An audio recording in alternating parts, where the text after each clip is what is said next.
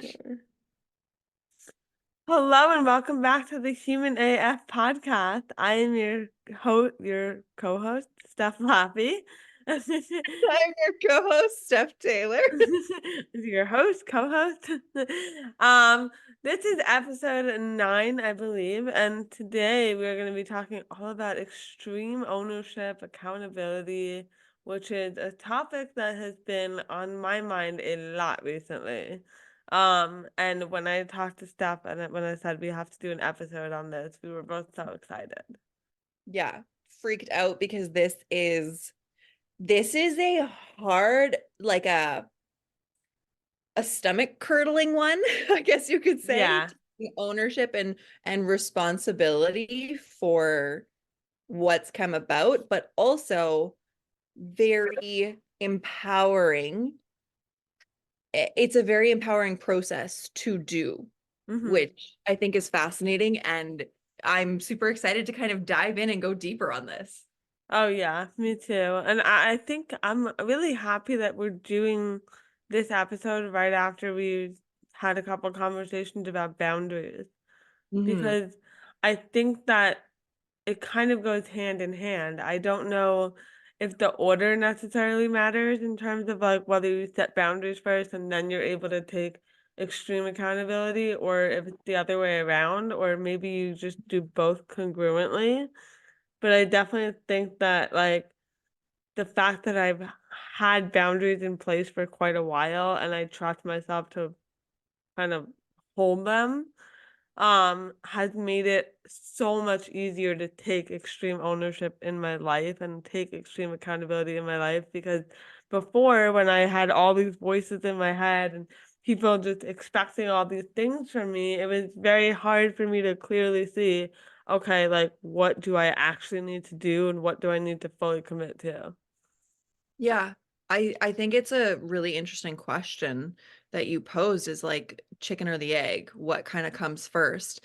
And I think, well, it's going to look different for different people because you said that you had boundaries in first. My experience was the opposite, Right. where I would people please and I would take ownership for stuff, whether it was mine or not. Mm-hmm. And it took setting boundaries and learning more about boundaries for me to actually know what what I was overtaking responsibility for Right. and and taking my power back and then truly being able to take that like deep responsibility versus like a people pleasing responsibility, which then kept me in this cycle of not being authentic and feeling Right. really disaligned. Is Mm-hmm. disaligned even a word? I don't know. Misaligned? I'm the wrong person to ask. We just had a whole conversation offline about my understanding of words. Words American are versus hard. Canadian.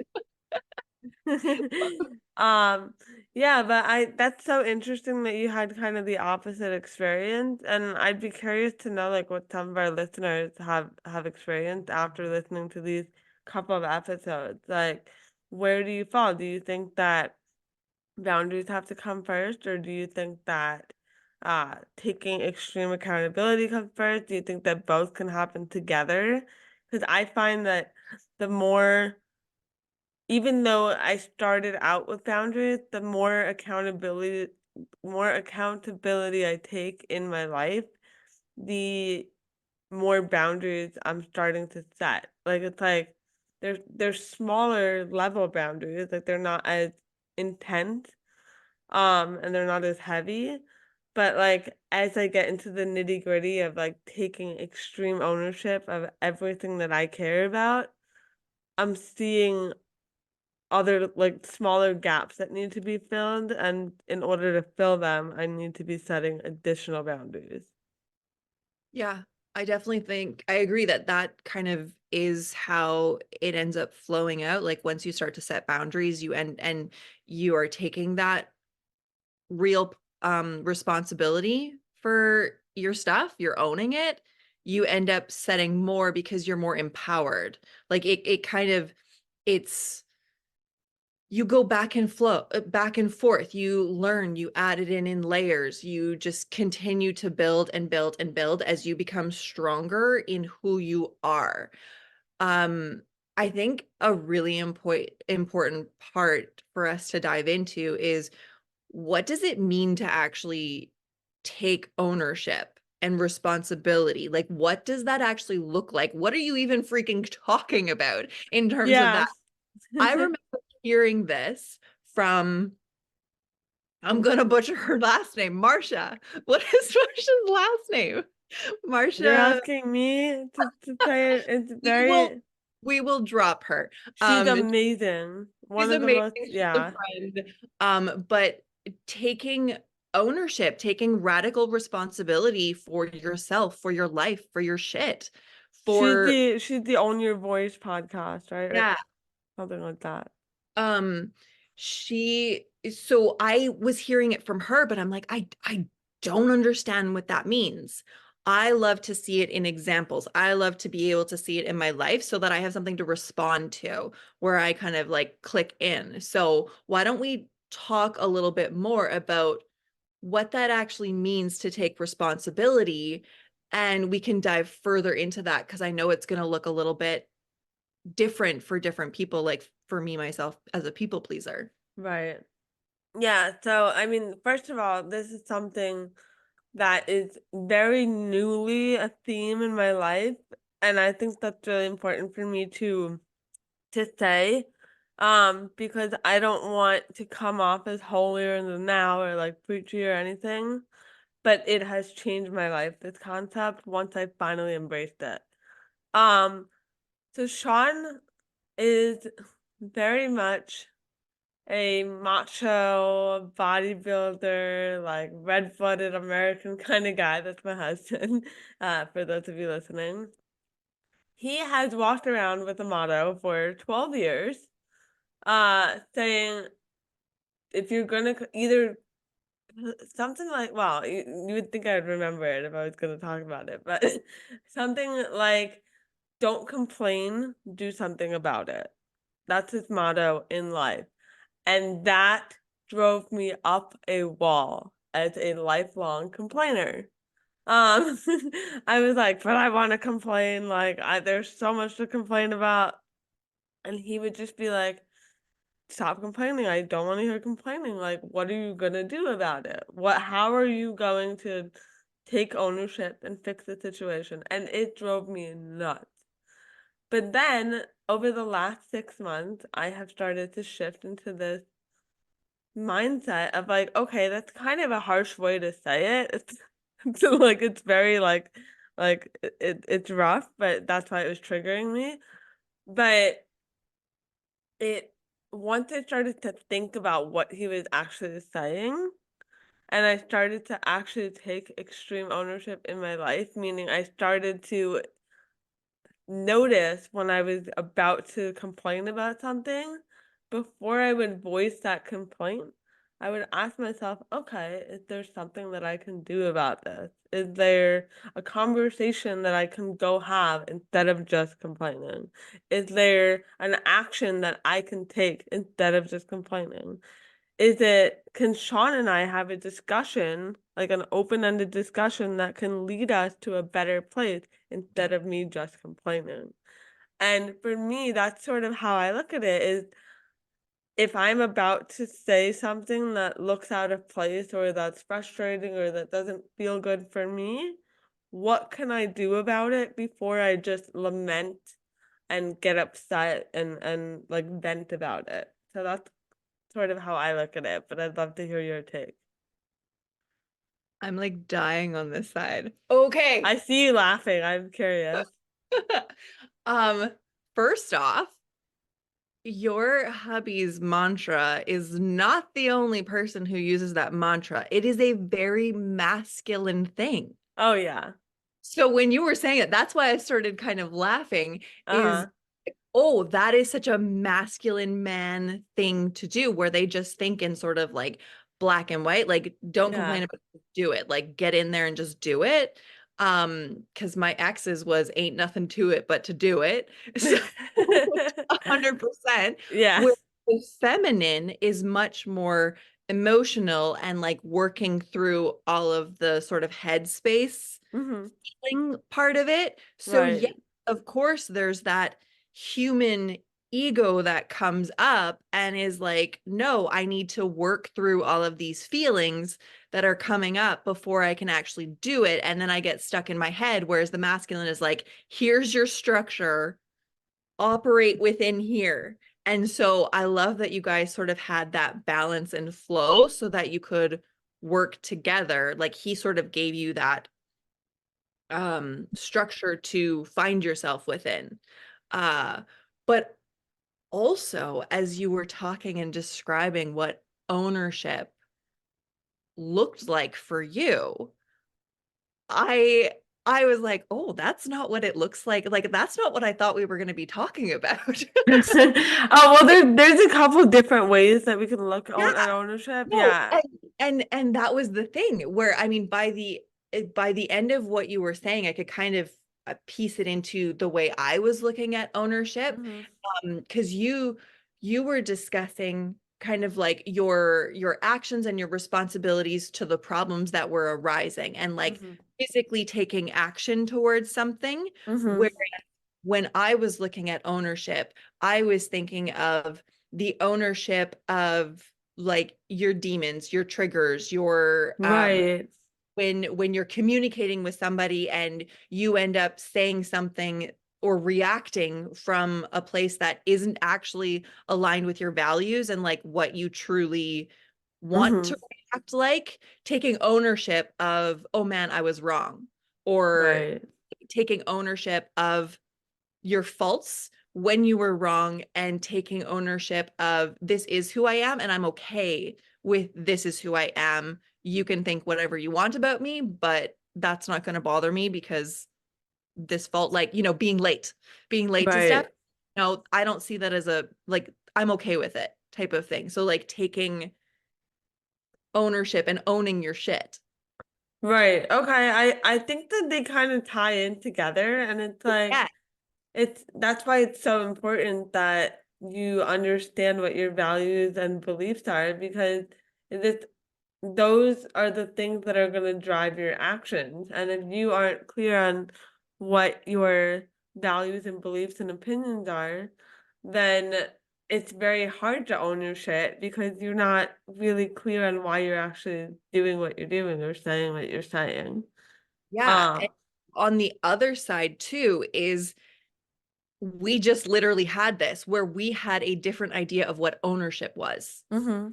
And so if we were trying to have a conversation without actually communicating what we each thought ownership was, Right. we'd be fighting a battle that didn't need to be fought. And Right.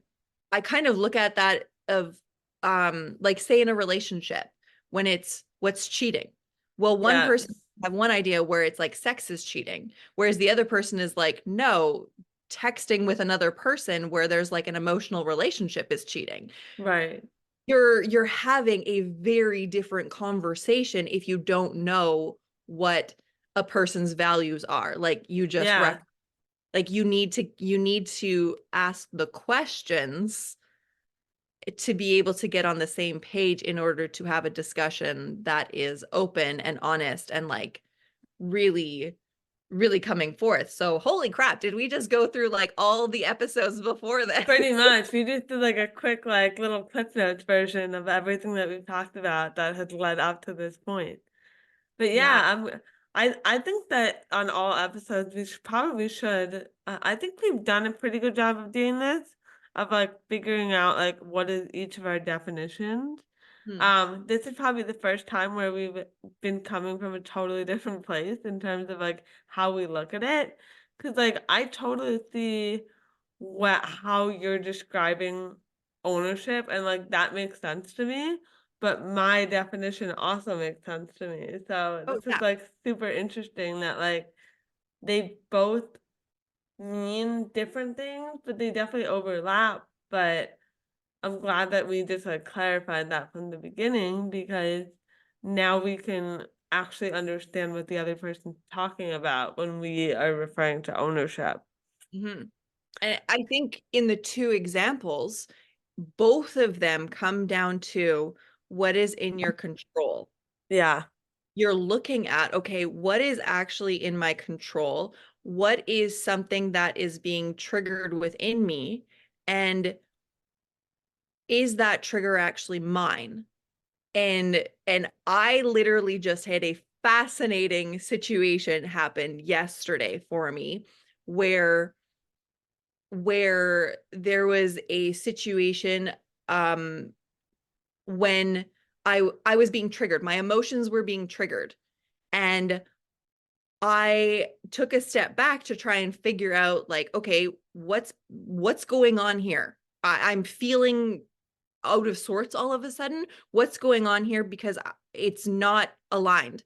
And so I had to take a step back and go, okay, hang on. I'm feeling this because of this, and I'm feeling this because of this. And it took a bit, but I realized that one of the triggers, it was not actually me. It was a projection manipulation type of thing.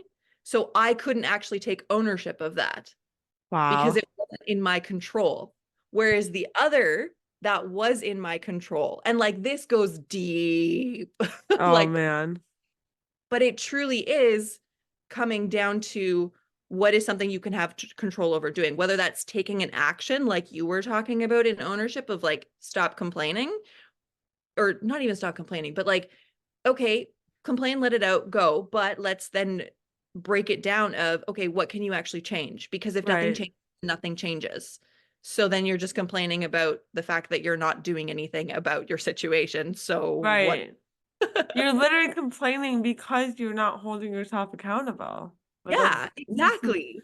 Exactly. You're just a sob story, which I mean, I get it. You do need to vent and release that stuff, but ultimately it's, are you taking action, hmm make a change in things that you can control? And Right. some of that is this entire podcast where it's Right. learning more about yourself, learning more about your values, learning more about boundaries, learning more about taking accountability for what is in your control to, Right. and it happens over time, and it is an ego mindfuck. Absolutely. And like I just want to clarify in case anybody's listening and they're feeling as icky as I used to feel when I heard don't complain, do something about it. He was he was trying to, I guess, say in his own way, if we're gonna sit here and have the same conversation over and over and over, like an example could be like coming home from work every day and crying because I wasn't happy. Yeah. His question was, what are you doing about it? I don't care if you do something now. I don't care if you do something in a year from now. But other than coming home and crying and just venting to me, like, you're my wife, of course I'm here for you. But other than coming home and crying about how much you're unhappy in your current role, what are you doing to change the situation? Are you having a conversation about with yourself about what you want out of your career? Are you getting to know what skill sets you want to lean into? Are you having a conversation with your colleagues about your boundaries and what you need and how what it looks like to feel safe in a work environment? Are you doing research about where else you might like to go in the company? Like he wasn't telling me to get up and quit my job at all. But he just wanted, it was like Groundhog Day. It was like I would go to work for 10 hours, 9 hours, be out of the house, come home, cry. Go to work, for 10 hours, come home and cry. And every time you ask, okay, did you do anything differently today to change the situation you're in? I would say, no, I don't want to. Like, just listen. And I would just cry about the same thing that I cried about yesterday and the day before and the day before that without ever doing anything to change my situation. Because as we said in the boundaries episode, I could bitch all day about how Joe Schmo was treating me, or about how like Susan was talk to me. Like, you know, I can't change other people's behaviors. I So, I was constantly thinking like, okay, like I'm just gonna come home, cry about it, do nothing about it, repeat. And it was not really conducive to me getting to a point in my career where I was actually happy. Um, until last November, or even before that, last July 2022. So I guess that was 2 Julys ago. I had a conversation at happy hour with a colleague, and I said, tell me a little bit about what you do at work.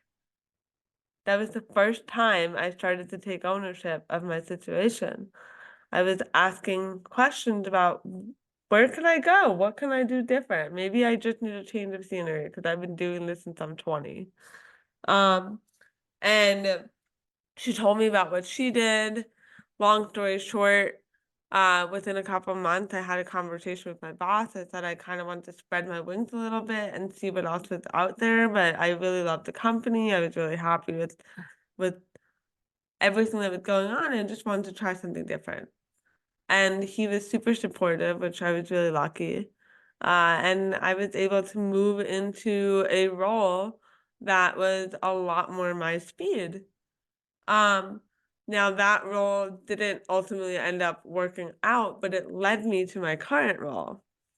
And by not working out, I just realized in doing it that it wasn't really working with my skill set. Like it was a lot of knowledge. I didn't want to be learning like specialized knowledge. I wanted to be leaning into my skills. I didn't want to learn new things. I wanted to work with the skills I already had. Um, but all of this to say, all I had to do was start with that conversation at happy hour, and that got the ball rolling. It got me from coming home every day and crying and saying, I'm upset. I don't feel fulfilled by what I'm doing in my career right now. I just feel like lost and stuck and like there's nowhere for me to go. I don't want to do these tasks every day for the next 40 years. Like I was just like, uh, but Yeah. I felt trapped because I was like, I've never worked anywhere else. Yeah. Um, And you were probably afraid, like that whole you it's it's unknown, and then you have to have uncomfortable conversations with yourself and yeah, realizations with yourself, and then you have to take this step forward that feels so like monstrous. right, And it's just as simple as having a conversation with your colleague of like, hey, what do you do? But right. it is definitely like Sean sort of smacked you in your spiral to like jar you awake of like, no, that uncomfortable feeling that you're Hmm. feeling right now, where you're in that pit of, woe is me, crap, crap, crap. Why does this keep happening to me? Why does this keep happening to me? I don't know what to do. And he sort of smacked you with it and was like, look, nothing changes if nothing changes. I love you, but you gotta take control of what's in your control, because Exactly. nobody else is going to do it for you. And oh my gosh, do we not revert to that little child that is able to just go, oh, hey, mom, dad, fix this for me. I'm just going to Right. cry and you're going to fix it for me. And Oh, feel called out. but right, like that's kind of the feelings that come up. And so to take ownership of what's in our control, whether that's taking the physical action of like having a conversation or whatever, or taking that mental control and going, okay, what is it that is mine that I can then shift my mindset, put a boundary in, whatever it is, or what is something that is being stirred in me that is actually a projection and manipulation onto me, because like there's two different um there's multiple ways of ownership. and you have to know what's yours and what's not. But Yeah. Wow. I so feel, yeah, I feel so called out. Like, not in a bad way, but like my whole life, I was just so, I was almost like I played into this like helpless child me, thing me because it too. always worked for Yeah, me. And that's then what. all of a sudden, like I'm an adult and like I have all these people saying like, you're an adult now, get it, like do your shit, get it done. Like I can't wipe your ass for you. Like, Yeah, but you uh, also didn't necessarily have the guidance on what no, was, no, which it is was just what I love that. 1 second you're gonna hold my hand and wipe my ass, and the next second, like you're telling me you're a grown up now, you do it. And I was just like, wait, what? Yeah, Me? and the whole thing is it comes back to your emotional center, Yeah. which your values, your beliefs, your emotions, your triggers, your wounds, Mm-hmm. like all of it comes up. And we're not taught all of that stuff as a kid Right. unless you had a really good model for it. But let's be honest, most of us did not have that. And we are now self healing through all Right. of stuff, um, Right. especially as women, especially as women, I think Right.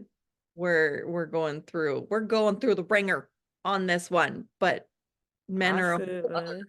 ball game on that. Um, yeah, I think there's a lot to be said about going into that uncomfortable part of your ego that wants to Mm-hmm. just rail and scream and cry and have somebody else fix it and woe is me sort of victim mentality.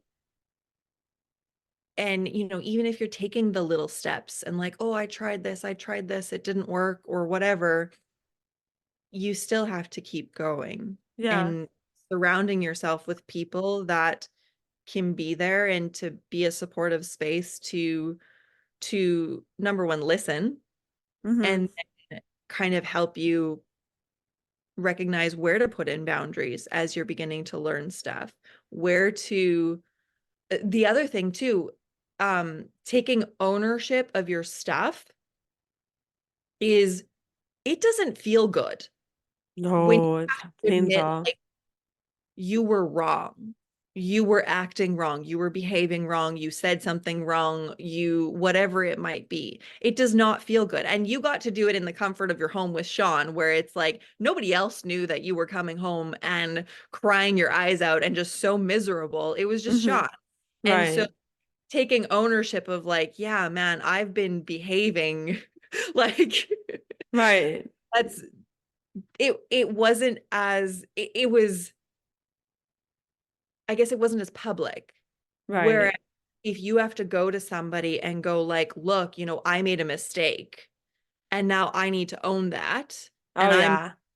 I'm saying I made a mistake. I'm apologizing it for it. And then if necessary, I'm then doing this because, I made a mistake and told you like a wrong date for something and that screwed up this. So I'm willing to do Mm-hmm. this in order to compensate or like whatever. Right.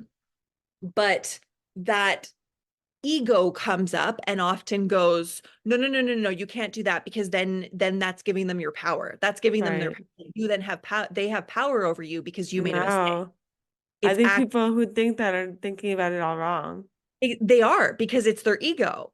And when you actually take ownership of your stuff, whether that's you take an action or that's you like an action like you did, or that's, hey, I made a mistake, you actually pull your power back because otherwise you then spin out with that guilt or that Right.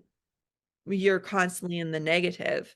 Whereas when Right. you take that ownership, it's no, that person no longer has power. I have the power because this is my integrity. Mm-hmm. This is my value. Right. And you got Yeah. to own that. There's so much power in just owning up to mistakes and like things that you've said wrong or just being real about like where you were coming from, what your situation was. Like, I think that in taking this extreme ownership approach, um, I've gotten a lot better at apologizing when I'm wrong. Like it's so interesting. It's like I've started to I think it really comes down to like understanding my values and like Mhm. recognizing like am I behaving in a way that's reflective of my values? Yeah. And Our integrity. right, and it's just like if not, then what do I need to own up to and change?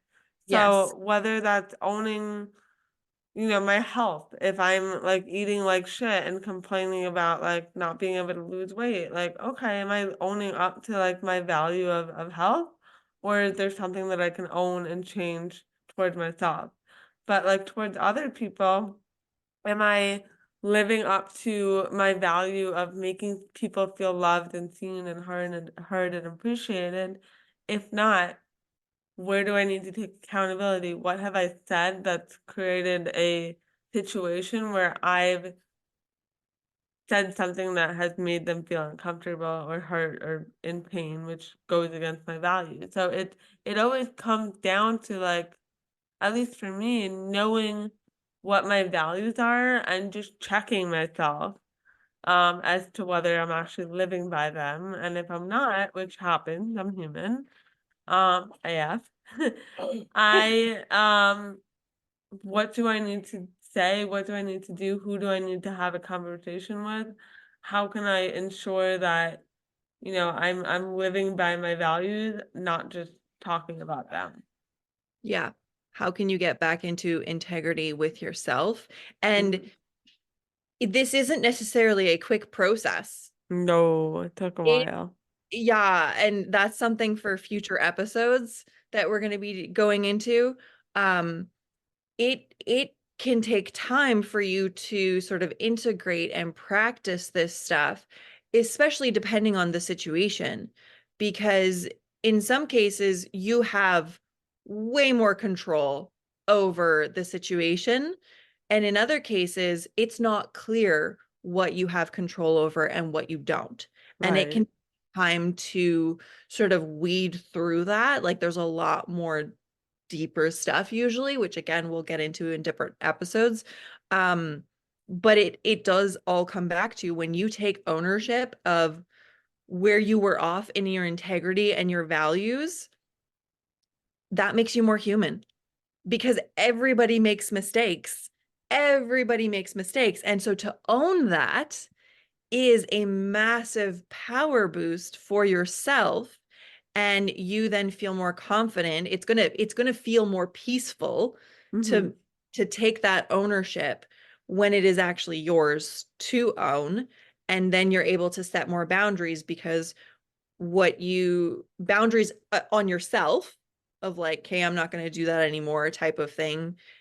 And also, if you are continuing to take ownership for stuff and you find, in the case of the people pleaser, or in certain situations, that there are people that will take advantage, that you take ownership of stuff, you might end up having to put in more boundaries Mm-hmm. and remove yourself. So, like, it's so fascinating and so cool to see how much more you, in all your messiness, you become when you take ownership of all the good and bad that you have, Oh because yeah. none of it is good or bad. It just is you. Right. Yeah. Right. And it's like I feel like it's almost like it's like a mirror. It's like your actions reflect Mhm. you, but you also are can be like a reflection of a projection of your values. Like it's like I don't know where I was going with that, but No, I totally know there's a quote. There's a quote that I'm like, where the heck is that quote? I literally just wrote it down last I freaking. love when you know what I'm saying, even when I don't. It's a step thing. So beware of your thoughts for they become your words. Beware of your words because they become your habits. Beware of your habits because they become your character. Beware of your character because it becomes your destiny. Your character is based on your values. And so Right. your thoughts that so often our thoughts are actually external, like that Mm-hmm. we receive stuff external and it sort of changes our thoughts and we go into that negative spiral. We end up speaking and acting based on those thoughts, those emotions that come up, which then propel us into habits of people pleasing, Mm-hmm. like ego spirals, crying, all sorts of stuff. We just get into these negative things, and your habits then become your character. And if your character is not aligned with what your true values are, that's where you feel this like misalignment because Yeah. it becomes your destiny. You then stay in this dead end job, relationship, whatever, and you are absolutely miserable. And it all starts with you're not aligned to your values. And Right. like you see how it's all kind of interconnected there. I love Wow. that I wrote that down yesterday. A Oh my conversation I God. had with a friend yesterday on Wow. this topic. Wow. Like knowing that we were talking about this or just coincidentally? No, it was just coincidental because remember you messaged me yesterday going like, "Hey, why don't we talk about this?" And that was last night. But I was messaging Right. this in the morning. That's So wild. freaking like the synchronicities right there. Oh yeah.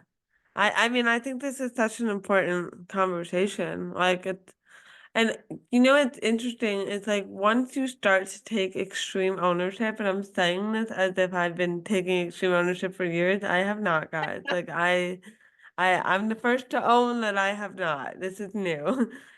But like once you start to take extreme ownership for like everything in your life, like, okay, this is how I want my life to look in a year.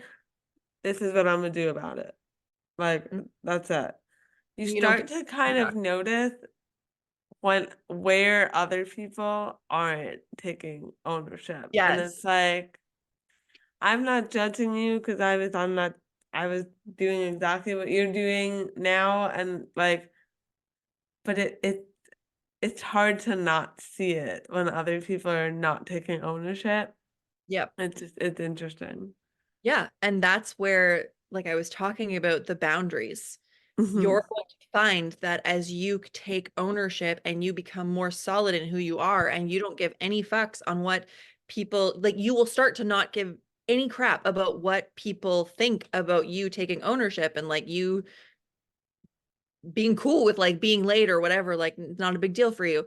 Um, you will begin to see where other people don't take ownership of their stuff and they continue to try and get you to take ownership of their crap. Yeah. And that's when it's like, Kate, boundary, Hmm. bound. I can't be around that if you are continuing to do that. That's your journey. And Right. hopefully, this boundary will have you realize that. Hmm. But if not, I'm gone. Yeah. I'm not taking that shit anymore. Right. Like I was in a conversation recently where something happened. We were kind of disagreeing about the event that led up to the situation. It was me and this girl.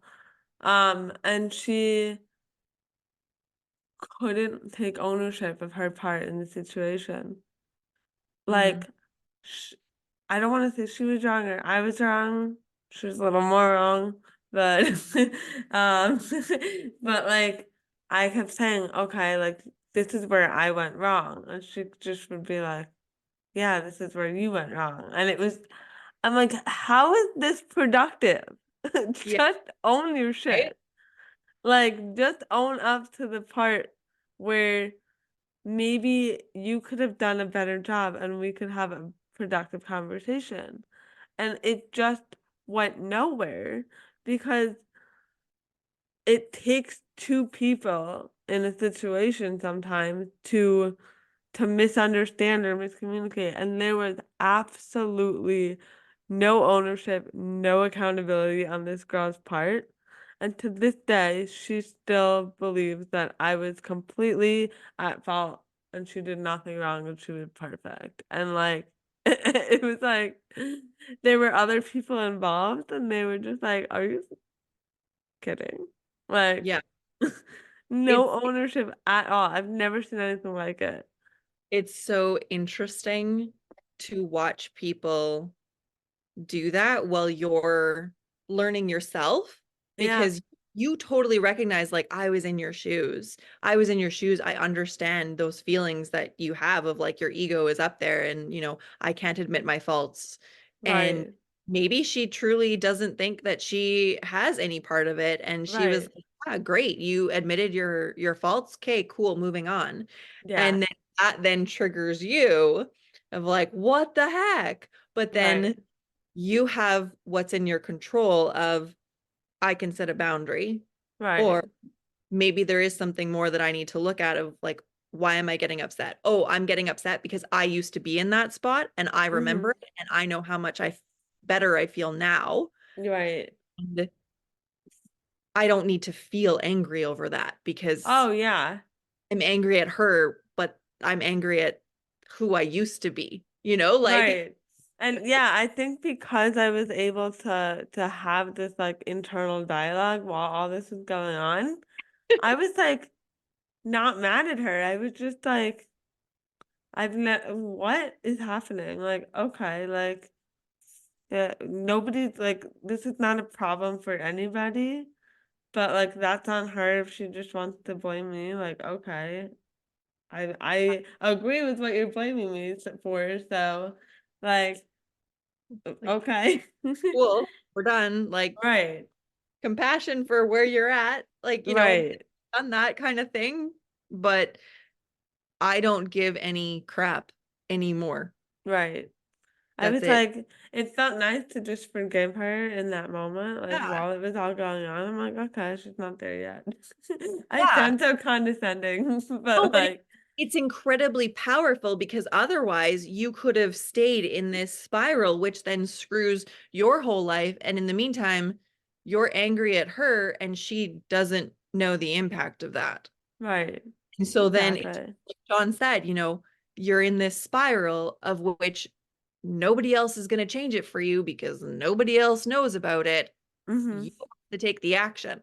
Right. If it's just like if nobody knows that you're hurting, that something that they're doing, saying, whatever, if you don't go to them and say, "Look, do you know that when you do this, like that hurts me?" Mm-hmm. You need to take that action for them to know anything to change it, Right. right? Right. So Yeah, otherwise you you just need to have that yeah, conversation and address it. Um, Otherwise, nobody's a mind reader. yeah, Like, nobody is going to just say, "Hey, like, do you remember when I hurt you and I said this?" Like, very few people are going to like call that out themselves. yeah, If somebody hurt me and they don't realize I'm not gonna assume like they hurt me and they don't care. I used to totally do that. But now I'm like, okay, do I think this person would like I know their character. Do I think that they would intentionally do something to hurt me? If the answer is no, and we haven't had that conversation, then I'm just gonna go to them and say, "Hey, this hurt when you said that," and chances are they're gonna apologize or own up to it, or we're gonna be able to have a conversation. But if I never say anything yeah. and they have no idea that what they said really hurt my feelings, me Nothing. being upset about it is not moving the needle forward unless we have a conversation. Yep. Literally nothing Right, changes. right. And it like I've been in situations where sometimes you literally can't have those conversations because Mhm. you've tried in various ways, but there's Right, reciprocation and right, you know that it's not going to be able to move forward because of just where they're at. right, Um, but it is very important to at least try to have the conversation. right, And because you are actively trying to make change for something that's in your control, it's in your control to try and have a conversation. And You can't control the outcome, but you can right, attempt to change the situation. you can't control the outcome. You can't control their behavior. You can't control their reaction as much as you want them like, this would be so much better if you just changed type of thing. If you Right. did this, you can't control that, like we talked about in previous episodes. And so that's where you do this, you try, you continue to try until you get to the point of I've done what I can do. Now I have to do a boundary with myself, with them, whatever, and you walk away. Mm-hmm. Wow. I love this episode. Oh my Me word. too. This felt really good. And of course, as soon as we end this episode, I'm gonna be texting you examples of like ownership all day, like just Right? getting excited. But it's such a powerful Hmm. like thing that you can take Yeah. on. Watch your Um, life change when you become more aligned, yeah. taking ownership. Absolutely. So I guess before we wrap up, maybe we give some people some action, like steps that they can do to start taking ownership. So, because I mean, given the fact that we're saying like, just do it, stop complaining, do something about it, we should give them something to do about it.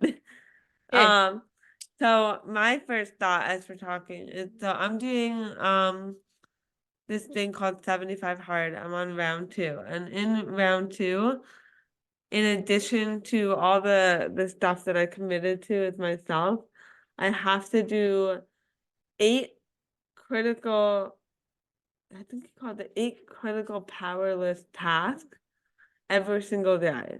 I can't go into bed until those 8 tasks are done.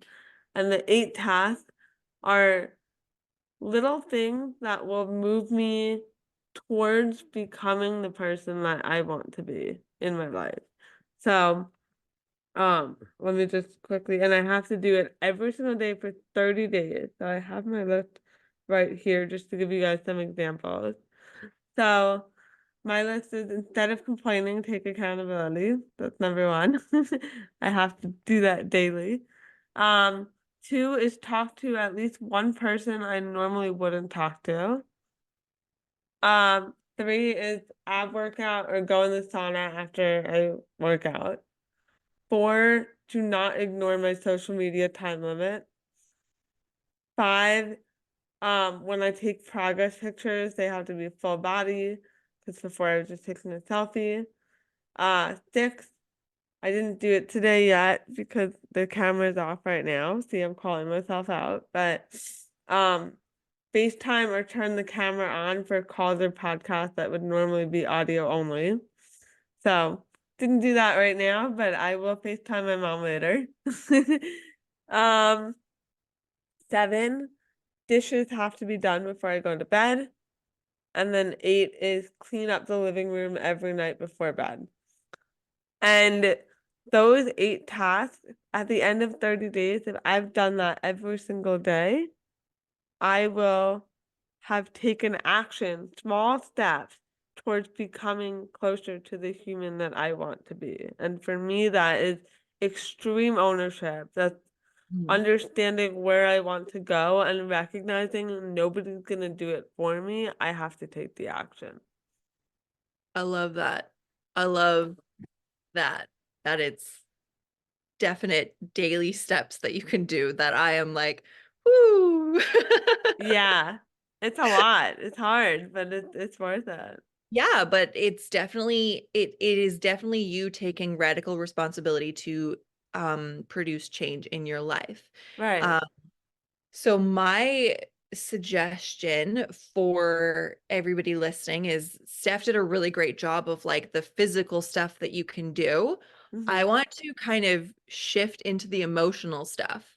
So is there a conversation that you had where maybe you didn't listen to somebody's viewpoint and get curious about it? Instead, you just reacted and responded without really listening, like you listened to respond type of thing, Yeah. um or you listened to react to it.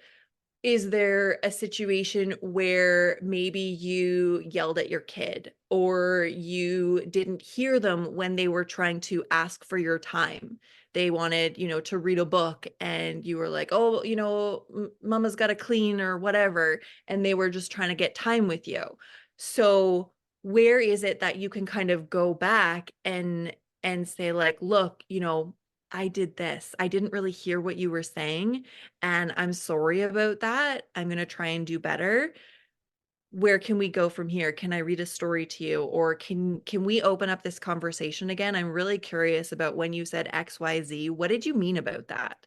Like, Mm, go through that discomfort with somebody that you can do that with. Is there a conversation that you have had recently where you can take ownership of something, of anything, and come back and see that person, hear that, yeah. and see how that feels for you to have that conversation, and then how you feel afterwards, and how that relationship kind of shifts. I would love to sort of get your feedback, um if you end up doing that, whether it's this week or another week, whatever, Mhm.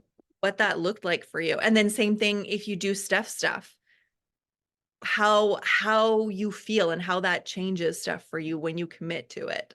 And just make sure that when you're having this conversation, like where you're owning up to it, it's just something that you didn't understand or something maybe you need to apologize for. Or if you're setting up a list of 8 things that you're gonna do every day, make sure they make sense for you. Like, please do not copy that list. That's my list, 'cause those are things that I'm working on.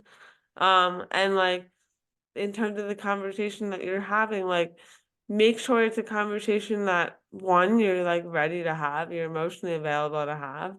And two, like it's with somebody that you want to move the needle forward. Like don't just do it just to do it, I think. Let it be a safe relationship, not one that you're like actively trying to fix or don't understand Yeah, it's so wrong. right. Um, that's a whole other conversation, but understand where you're in your ego, where your Yeah, ego is coming up, trying to defend yourself. Um, yeah, definitely make sure that you are aligned with you, and let it be something small. Like, start freaking small, and know yeah, you're probably not going to get it perfect. It's going to take right. a while, but at least you're practicing ownership. You're Hmm. practicing going through those feelings of discomfort and realizing that the world isn't going to end. Right.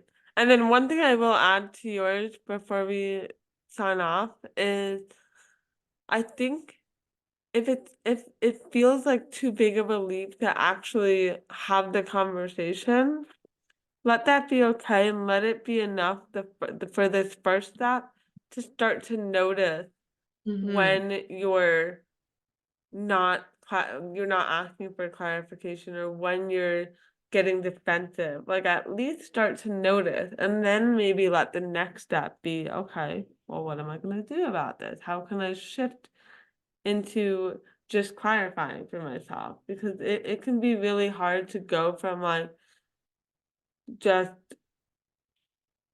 complaining and being frustrated with people to taking that next step and having that conversation. Like maybe there's an in between step.